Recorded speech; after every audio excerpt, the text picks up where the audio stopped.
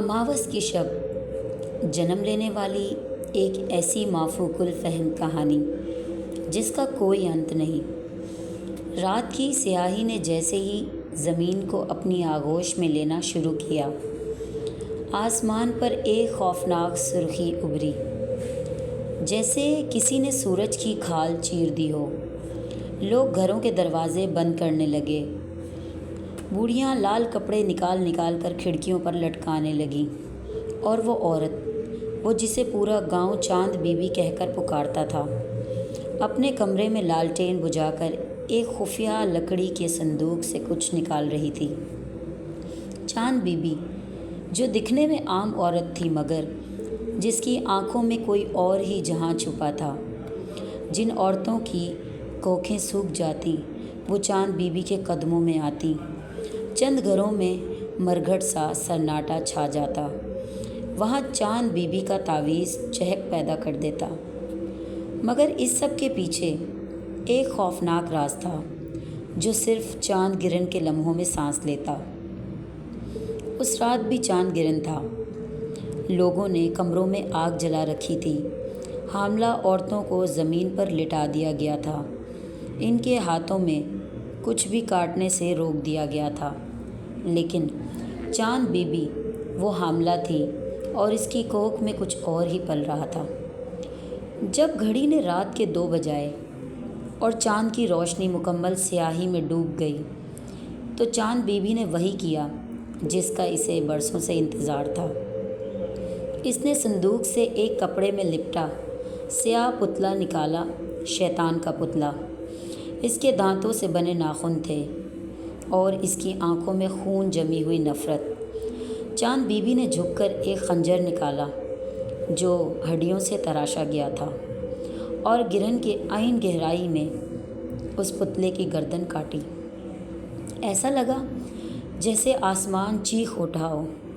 इस लम्हे इसके बदन में एक ज़ोरदार जंबिश हुई और चांद बीबी की चीख ने सारी वादी में लर्ज़ा डाल दिया। अगली सुबह जब रोशनी ने अंधेरों की लाश पर कदम रखा, तो चांद बीबी के यहाँ विलादत की खबर जंगल की आग की तरह फैल चुकी थी। मगर जो बच्चा पैदा हुआ वो बच्चा नहीं, एक सवाल था, एक ख़तरा, एक नहूसत का ज़िंदा मुजस्समा। वो बच्चा बोलता नहीं था, रोता भी नहीं था, मगर इसकी आंखों में एक अजीब सी चमक थी, जैसे वो जानता हो कि दुनिया में क्यों आया है।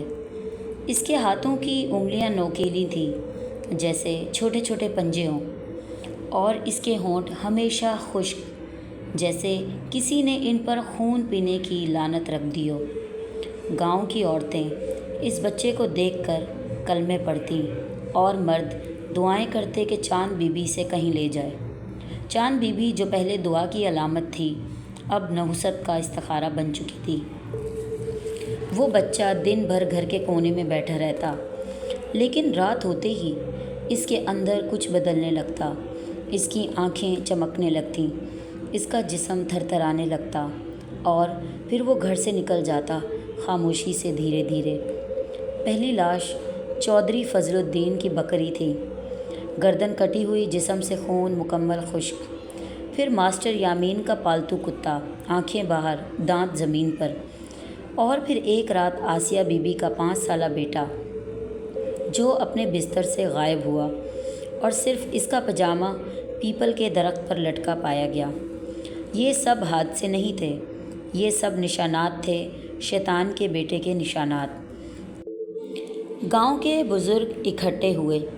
मौलवी इकबाल ने कहा, ये बच्चा इंसान का बेटा नहीं, चांद बीबी ने गिरन की रात नहस अमल किया है। वो औरत नहीं, जिन्नात की बीवी है। मगर कोई कुछ न कर सका। चांद बीबी के इर्द गिर्द एक ऐसा हसार था जो आम दुआओं से टूटता नहीं था। मगर एक रात जब चांद बीबी सो रही थी, वो बच्चा उठा, आईने के सामने खड़ा हुआ, और पहली बार इसकी ज़ुबान से एक जुमला निकला, अब्बा बुलाता है, और फिर वो गायब हो गया। पूरा गांव जाग गया। लोगों ने ढूंढना शुरू किया पहाड़ों में, जंगलों में, नदियों में तलाश किया, मगर वो बच्चा नहीं मिला। चांद बीबी पागल हो गई। वो दिन रात पीपल के नीचे बैठकर सर पीटती और सिर्फ यही दोहराती, मैंने तो पुतला काटा था, वो इंसान नहीं था, वो तो खुद शैतान था। महीनों बाद जब लोग समझ बैठे कि ये सब ख़त्म हो चुका, एक और बच्चा गायब हुआ, फिर एक और एक और। हर बार पीपल के दरख्त पर खून से लिखा सिर्फ एक जुमला होता, मैं वापस आ गया हूँ।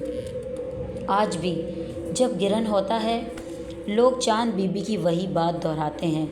गिरन सिर्फ आसमान का साया नहीं होता, ये ज़मीन पर उतरने वाली लानत है।